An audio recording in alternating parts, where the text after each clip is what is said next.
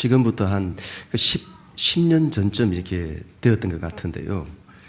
그 전화번호를 이제 물어보는 그 안내 124에 전화를 하면 안내원이 제일 먼저 사랑합니다, 고객님. 그렇게 말했었습니다. 당시 고객들의 반응이 굉장히 좋았다고 합니다. 그런데 부작용이 생긴 겁니다. 사랑합니다, 고객님이라고 하면 어떤 남자는 왜요?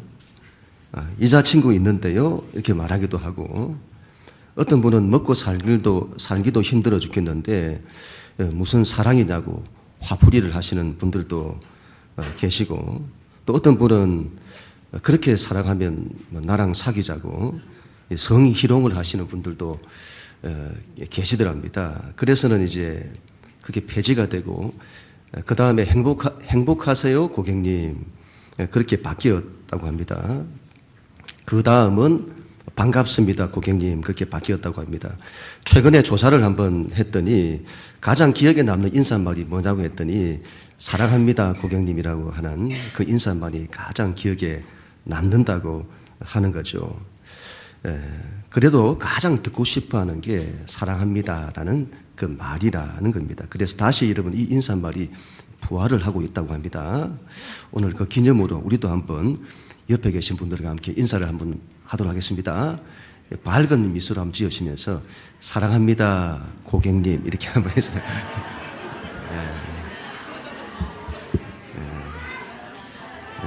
사랑합니다. 여러분 잘 오셨습니다. 지난 그 월요일이었는데요. 아는 몇 분과 함께 제가 그 세종시를 다녀왔습니다. 약간 시골 쪽에 있는 교회를 이제 목회하시는 목사님을 이제 만나게 되었습니다. 목사님이 너무 좋으신 겁니다.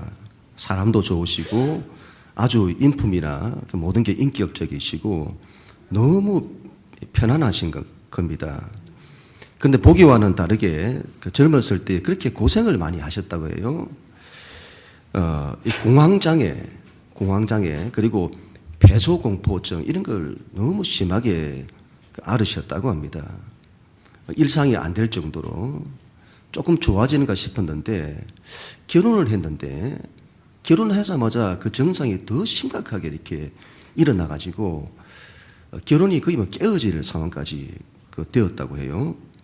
거의 죽을 상황에서 하나님으로부터 고침을 받았는데 그때 하나님으로부터 자기와 같은 장애를 가진 사람들을 위해서 일을 하라고 그 사명을 주시더랍니다.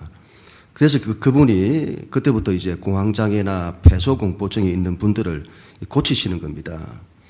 시골에서 3년 정도 사역을 하셨는데 전국에서 120명이 넘는 사람들이 그동안 왔다 갔다는 겁니다. 여러분 우리나라에서 그런 장애를 앓는 분이 그렇게 많다고 하더군요. 사람을 이런 고치신다고 하니 굉장히 궁금하잖아요. 어떻게 고치시는지, 요란스럽게 고치시냐? 그렇지 않은 겁니다. 그 목사님 자체가 굉장히 온유하신 겁니다. 찾아오시는 분들이 굉장히 그 질병을 가지고 찾아오시는데 그러면 그분과 진솔한 대화를 이렇게 나누신다고 합니다. 자기가 어려웠던 자기 간증도 이렇게 하시고 대화를 하다 보면 이제 대부분 그 문제가 드러나게 된다고 합니다. 그러면 그 문제를 가지고 하나님 앞에 이제 회개 기도를 하게 한다는 거죠. 그러면 치유가 된대요. 제가 궁금한 겁니다. 그래서 물었습니다. 목사님, 사람들을 고칠 때에 어떤 점을 중요하게 여기시냐고. 그 사람과 대화를 통해서 소통하는데 초점을 맞추시는지 아니면 회개하는 일에 초점을 맞추시는지.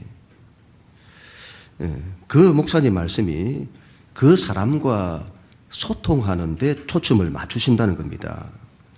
그러면 여러분 대부분의 문제가 드러나고 어느 정도 회복이 되어진대요. 그리고는 근본적인 해결은 하나님께 회개 기도를 하게 한다는 겁니다. 하나님과 소통을 하도록 하게 하는 거죠. 그러면 해결이 된대요.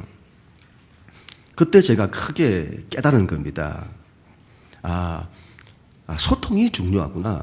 소통이 되면 문제가 해결되고 회복이 일어나는구나. 인생의 문제가 불통해서 만들어지는구나.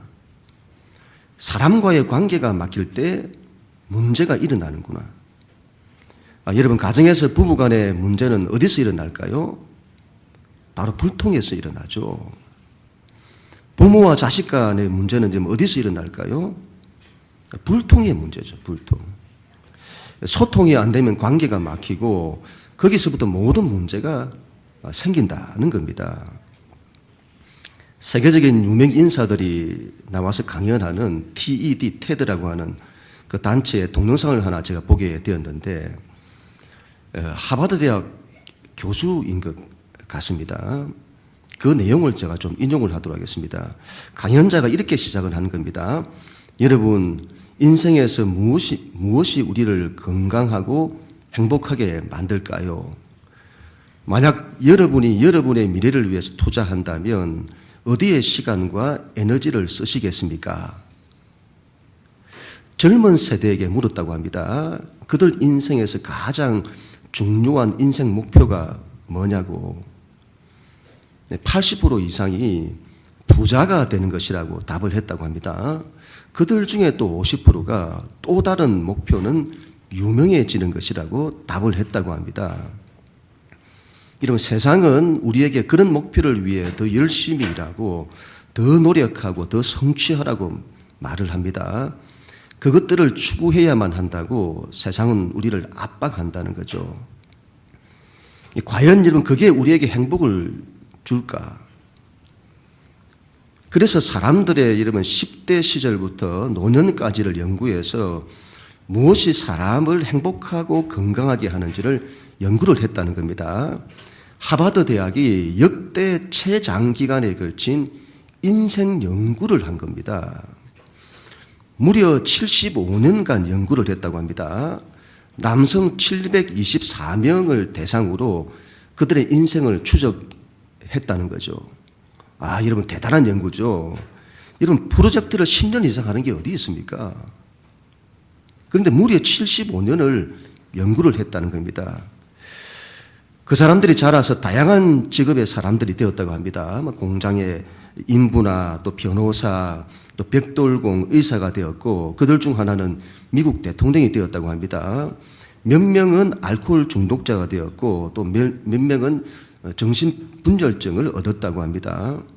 몇 명은 신분 상승에 성공해서는 사회의 밑바닥에서 맨 꼭대기로 올라갔고, 또 몇 명은 정반대로 밑바닥으로 추락했다고 합니다. 수많은 자료를 통해 수만 페이지의 인생 데이터를 통해 나온 결론은 인생의 행복은 부나 명예에 있지 않더라는 겁니다. 전혀 생각지도 못한 엉뚱한 결론이 나온 겁니다. 다른 게 아니라 사람과의 좋은 관계가 인생을 건강하고 행복하게 만든다는 겁니다. 가족이나 친구나 공동체와의 사회적 연결이 더 친밀할수록 행복하고 더 건강하고 더 오래 살더라. 고독은 해롭더라. 행복을 덜 느끼고 중년기에 건강이 더 빨리 악화되고 뇌의 기능이 일찍 저하되고 수명이 짧더라.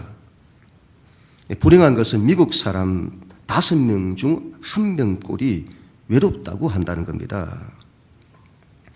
친구가 얼마나 많은가가 중요한 게 아니라 관계의 질이 무엇보다 중요하다는 겁니다. 관계의 질, 소통을 말하겠죠. 소통이 중요하다. 그래서 이게 잘 되는 사람은 노년기에 가장 행복하더라. 육체적인 고통이 심한 날에도 마음은 행복하더라. 여러분, 젊은 시절에는 부와 명성 또 높은 성취를 추구해야만 좋은 삶을 살 수 있다고 믿는다는 겁니다. 그러나 이 연구 결과는 중요한 인생 메시지를 보여주는데 가장 행복한 삶을 산 사람들은 그들이 사랑하고 의지할 가족과 친구와 공동체가 있는 사람이더라는 거죠. 다시 말하면 사람이 중요하다 이 말입니다. 사람이 중요한 겁니다. 그리고 그 사람들과의 좋은 관계가 좋은 삶을 만든다는 겁니다. 제가 이걸 보고는 부부관계부터 실천을 해야겠다는 이런 마음이 들었습니다. 부부 사이에 소통이 잘 되어야죠. 나이가 들면 어떻게 해서라도 아내의 말을 잘 들으라고 옆에서 얼마나 많이 조언을 하시는지. 그래서 인생이 편하다고. 그래야. 어떤 분은 이런 말씀까지 하시더군요. 인명은 제처다. 사람의 운명은 아내에게 달려있다. 이런. 진인사 대처명. 최선을 다한 후에 아내의 명령을 기다리라. 또 지성이면 감처다. 정성을 다하면 아내도 감동한다. 처하태평 이런 말 쓰더군요. 아내 밑에 있을 때 모든 것이 편하다. 이런 말. 사필귀처다. 중요한 결정은 결국 아내의 뜻에 달려있다. 이런 중년의 남자들이 아내와의 관계를 위해 실천할 수 있는 좋은 인생의 지혜가 아닌가 싶습니다. 여러분, 하여튼 인생에서 중요한 것이 여러분 사람입니다. 사람과의 관계가 중요하고 사람과의 소통이 중요하다. 여러분, 저는 이 천성적으로 제가 이 사람이 내성적이고 사람과의 관계도 잘 하지 못하는 그런 사람입니다. 그런 제가 예수를 믿고 또 목회한다고 했으니, 근데 하나님이 막 이렇게 다듬어 가시더군요. 예수 믿고 난 이후에 얼마나 많이 바뀌었는지 모릅니다. 아직까지도 그 천성이 남아는 있습니다만은 계속 노력할 수 있도록 하나님 만들어 주시는 거죠. 교회를 제가 개척하고 난 이후에도 하면서 교회 하나 이루는 게 보통 일이 아닙니다. 그래서 많이 낙심도 많이 하고 또 좌절도 많이 하고 포기하고 싶었던 적이 얼마나 많았는지 모릅니다. 그런데 그런 과정을 쭉 거치면서 하나님의 저에게 깨닫게 하신 큰 한 가지, 사람이 중요하다 이 말이죠. 사람이 중요하다. 사람을 사랑할 줄 알고 사람을 위할 줄 알고 사람을 섬길 줄 알아야 한다. 사람을 위해 헌신하고 사람을 위해 희생할 줄 알아야 한다. 사람을 위한 목회, 사람을 살리는 목회가 중요하다. 그걸 깨닫게 하시는 거죠. 여러분, 이건 하나님도 마찬가지입니다. 하나님의 가장 큰 관심은 사람입니다. 하나님은 사람을 사랑하시고 사람을 위하시고 사람을 살리기 원하십니다. 하나님의 모든 마음은 사람과의 소통에 있습니다. 사람과 사람과의 소통이 중요합니다. 그러나 거기에는 한계가 있습니다. 인생의 근원적인 문제는 사람과 사람 간의 소통을 통해서 해결되지 않습니다. 삶의 근원적인 문제, 삶의 불안과 두려움, 인생의 허무, 죽음의 문제까지 이러한 근원적인 문제는 하나님과의 관계에서만 해결될 수 있는 것입니다. 하나님과의 관계가 회복되면 인생의 모든 막힌 것이 뚫립니다. 갈등과 저주, 죄와 죽음의 문제까지 해결됩니다. 여러분, 예수님께서 그 일을 이루시는 겁니다. 예수님께서 사람과 사람 사이에 막힌 것, 또 하나님과 사람 사이에 막힌 것을 허무시는 거죠. 하나님과 사람이 소통할 수 있도록 그 길을 예수님이 여시는 겁니다. 그 옛날 세례 요한이라는 사람이, 그 이스라엘 땅에 세례 요한이라는 사람이 감옥에서 사람을 예수님께 보냅니다. 오실 그이가 당신입니까? 아니면 우리가 다른 일을 기다려야 합니까? 당시 유대 사회는 로마 제국이 압제하에서 구원자를 간절히 기다렸습니다. 자신들을 해방할 수 있는 구원자를 기다렸습니다. 그들은 정치적인 큰 힘을 가지고 로마를 전복시킬 강력한 힘을 가진 정치적 구원자를 원했습니다. 또한 우리 인생에서 가장 큰 문제, 먹고 사는 경제적 문제를 해결해 줄 경제적 구원자를 원했습니다. 그런데 예수님께서 전혀 다르게 십자가의 길을 가시는 겁니다. 그래서 구원자가 당신입니까? 아니면 우리가 다른 구원자를 기다려야 합니까? 그렇게 질문한 겁니다. 그때 예수님께서 이런 말씀을 하십니다. 맹인이 보며 못 걷는 사람이 걸으며 나병 환자가 깨끗함을 받으며 못 듣는 자가 들으며 죽은 자가 살아나며 가난한 자에게 복음이 전파된다 하라.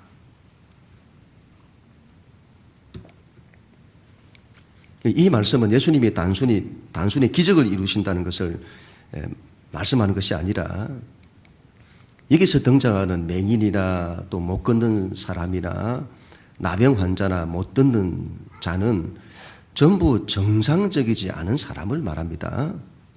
문제를 가진 사람들이죠. 문제를. 그들을 통틀어서 가난한 자라고 합니다. 가난하다는 것은 물질적 가난함을 말하는 것이 아니라 인생이 부족에 시달리는 사람을 말합니다. 결핍되었다 이 말이죠. 인생이 결핍되었다. 결핍된 인생, 비정상적인 인생을 말합니다. 남편이 있어야 정상인데 남편이 죽고 과부가 된 여자, 부모가 있어야 정상인데 부모 없는 고아, 신체적 결함 때문에 보지도 못하고 듣지도 못하고 걷지도 못하는 사람들, 인생에 장애가 있는 영적 결함 때문에 죄인된 사람들을 대표합니다. 당시 유대 사회는 그런 사람들을 무시했습니다. 그들은 비정상이고 문제가 많고 죄가 많다고 여겼습니다. 그래서 하나님께 나아가지 못하게 했습니다. 어디 죄인이 비정상인 자들이 하나님께 나아가냐고. 나아가지를 못하게 했습니다. 그들 마음에 하나님을 찾고 하나님께 나아가고 싶어도 나아가지를 못했습니다. 사회적으로 낙인이 찍혔어요. 자신들은 못나고 부족하고 자기는 죄 많은 자들인 겁니다. 당시 사회가 그런 자들을 무시했습니다. 그런데 예수님께서 이렇게 말씀하시는 겁니다. 가난한 자들에게 복음이 전파된다고 하라. 가난한 자들에게 복음이 전파된다고 하라. 이러면 어떤 복음요? 그런 자들이 하나님께로 나아가는 길이 열린다고 하라. 이러면 하나님의 모든 관심은 사람입니다. 우리를 사랑하시고 우리를 위하시는 하나님이십니다. 당시 유대 사회가 예수를 거부한 것은 이것 때문입니다. 예수를 거부한 것은 하나님이 죄인을 심판을 하셔야지. 하나님이 어떻게 죄인을 사랑하시냐고. 예수님께서 그걸 밝히시는 겁니다. 예수님이 그 일을 위해 당신의 목숨까지 희생하시는 겁니다. 그리고는 하나님과 우리 사이에 가로막힌 모든 인생의 문제를 해결하시는 거죠.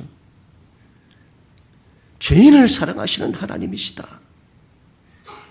그걸 밝히시고 우리의 죄와 절망과 죽음의 문제까지 해결하시는 하나님과 인간을 소통시키는 겁니다. 하나님과 인간을. 그 일이 여러분 예수님의 십자가를 통해서 일어났습니다. 그래서 예수님께서 오늘 말씀에서 이런 말씀을 끝으로 하세요. 누구든지 나로 말미암아 실족하지 아니하는 자는 복이 있도다. 이 무슨 말씀일까요? 이 무슨 말씀일까요? 나로 말미암아 예수님이 누구든지 나로 말미암아 실족하지 아니하는 자는 복이 있다. 무슨 말씀일까요? 우리는 십자가의 길을 가는 예수가 싫은 겁니다. 싫은 겁니다. 이 예수 외에 다른 구원자를 기다려야 하느냐 하는 겁니다. 예수님 말씀하시는 겁니다. 이 예수가, 십자가의 길을 가는 이 예수가 너희에게 시험이 되더냐? 이 예수로 인해서 너희가 실족하지 않으면 복이 있다. 여러분, 시대가 굉장히 어렵습니다. 세상이 갈수록 어두워지고 있습니다. 지금 세상은 힘의 논리가 지배하죠. 부자와 가난한 자의 간격이 더 커지고 세상은 능력을 요구합니다. 무한 경쟁의 시대. 사람들은 힘과 능력만을 추구하죠. 그래서 실력 쌓기, 스펙 쌓기에 혈안이 되어 있습니다.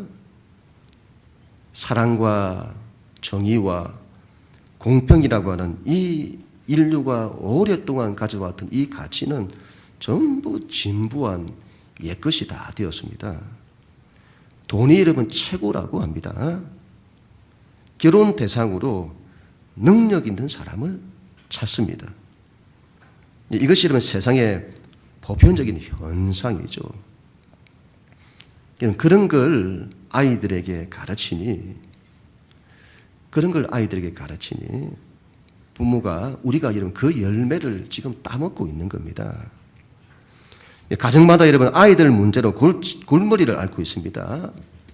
늘 갈등하고 싸우죠. 얼마나 그냥 가정마다 어려움이 있는지요. 갈등과 싸움, 불통. 얼마나 말을 안 듣는지, 이런 걸 왜 낳았나 싶습니다. 돈과 이런 명예를 위해 살도록 가르치는 부모를 자녀들은 신뢰하지 않습니다. 하나님 사랑과 사람 사랑을 가르쳐야 합니다. 아들아, 사람을 사랑해야 한다. 사람을 존중해야 한다. 사람을 위할 줄 알아야 한다. 사람이 중요하더라. 사람이. 하나님이 그러시더라. 하나님의 마음에 사람이 가득하더라. 사람을 위하시는 하나님. 너희도 그래야 한다. 사람을 섬길 줄 알아야 한다. 사람을 위해 희생할 줄 알아야 한다.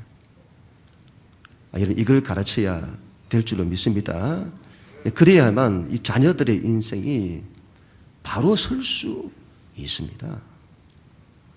이게 신앙입니다. 신앙. 관계가 소통하면 모든 게 다 뚫립니다. 사람과 사람 사이의 관계가 소통되어야 할 것이고, 하나님과의 관계가 소통되면 인생의 근원적인 문제들이 해결됩니다. 죽음과 절망의 문제까지 다 해결받습니다. 그런 우리 모두가 다 될 수 있기를 주님 이름으로 간절히 축원합니다.